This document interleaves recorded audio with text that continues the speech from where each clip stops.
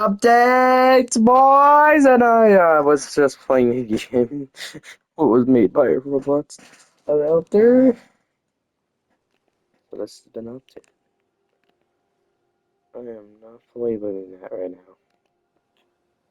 On my other account as well, since I do have two accounts. Did it really? Oh, that's new. I've never seen that in here before. Oh. The only one I see that's been added is Apollo 11. Are they gonna add like another one? For like, yeah, they add the ISS. What's actually falling in 2030 is gonna be falling into the ocean, sadly. The ISS space station will be 600, and I can actually not get it yet. It's the only rocket I own. Okay, I'll take Apollo 11 to the sky.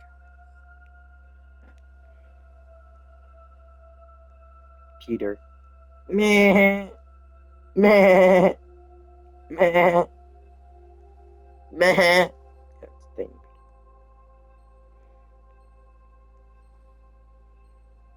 There were a lot of weird challenges back in the day. Now it's time to add one of my favorite parts, the Froggy bass sound. Where would we be without Froggy? I am now turning on the Froggy.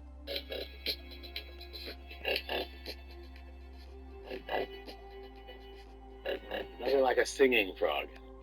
And who came up with this? I don't know. I mean, we're talking about all this advanced orchestration, and then now this. Well, you know, Rob was quirky like that.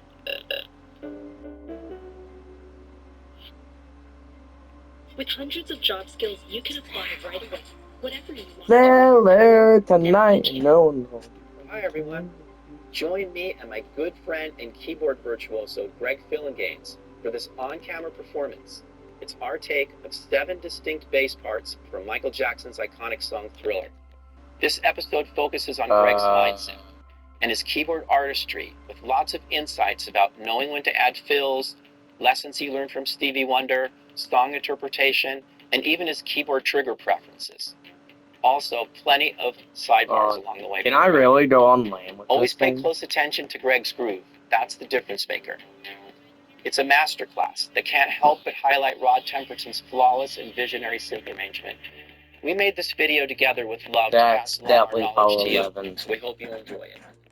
If you want to learn how to make sounds like I do, go to AnthonyMarinelliMusic.com to check out my course called Think Like a Synth, where you can learn the exact method I use to create sounds for hit records and films, just like in this video. So now let's get started. So, I'm doing the bass now. And Tony, did you have anything you wanted to say? I just wanted to ask you, how you like the feel of the keyboard, I like the feel of and it. the triggering. Well, I'm glad you brought that up, Tony. Because originally you had it set here. On multiple triggers. Shall I give you a demonstration as to what that sounds like? Yeah, I mean, I play it with a multiple trigger. Yes. But then, the kind of little...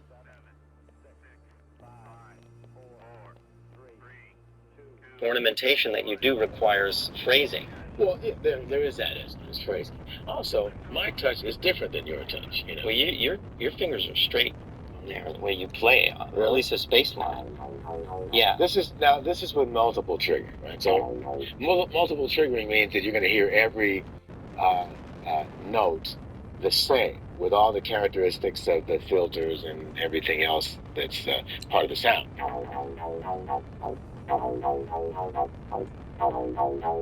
So it doesn't matter how much pressure you put on the note.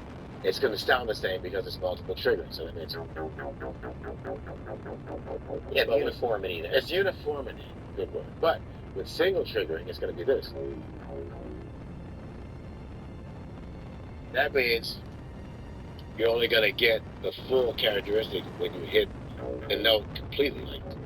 Yeah, when you connect the notes, you won't get the articulation. Right. So that means...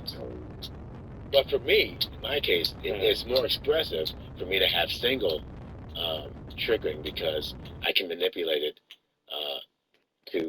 taste. And when I play each note individually,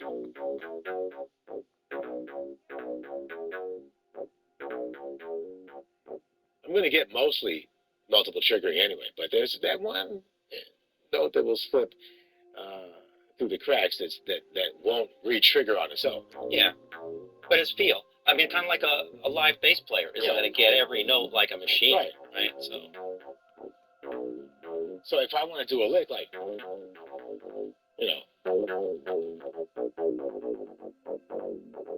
I won't have to worry about it, re-triggering every note. So First look. crispy, airy. First look at MJ Criminal Bass.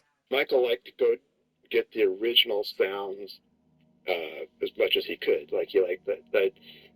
I worked for Michael for about 6 months creating sounds. He just wanted. He called me up and said, "Can you come to the studio?" And I said, "Sure." And I was nervous, but met him, and he goes, "I'd like you to make sounds for me." I said, "Okay, what kind of sounds?" "Anything unusual." "Well, like bass sounds, guitar sounds, drum sounds, anything unusual." So I would just go up to his house 2-3 times a week and just sit at the Synclavier. And he had one there? Yeah, he had a Synclavier at his house. This is after Thriller. This is Bad? Prior to the Bad album, so pre-production for Bad. So I created a bunch of sounds, like just probably 100, 200-300 sounds. Wow. And he liked a lot of it. And he would come into the studio and listen. I'd create little sequences with the Synclavier sequencer. And he came in and listened, and one time I was playing a little groove, and he said, "You really like music, don't you?" Yeah. And he said, "Okay." One of the sounds that he did like a lot was this bass sound, and John Barnes used it when they were writing Smooth Criminal. I didn't know what this.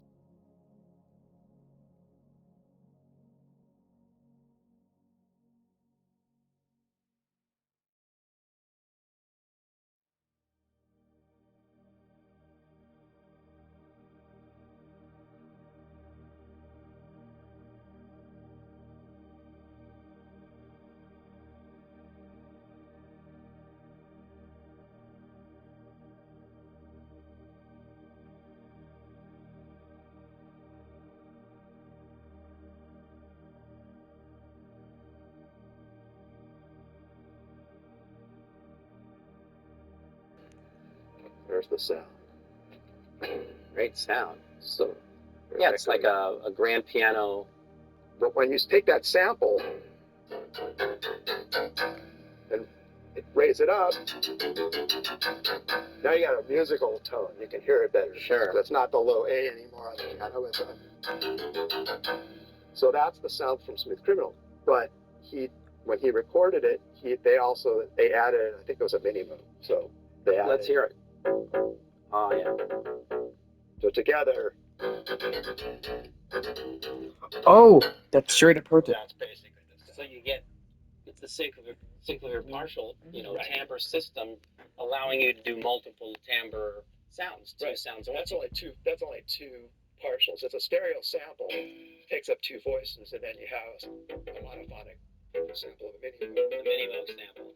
And those samples were, I think I sampled George Duke's mini mode, brought it to the studio once, and we just went through a sampling session. And that's the sample from that. Thriller, like you Yeah. of the beats in the dark.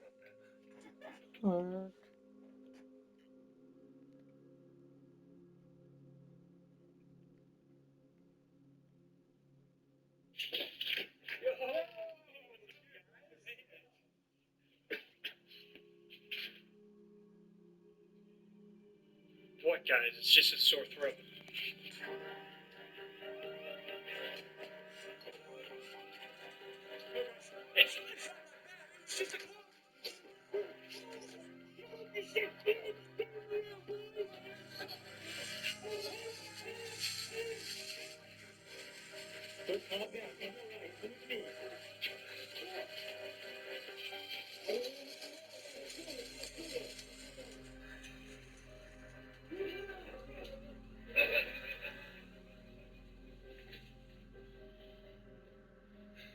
That was a close one, huh, Sam?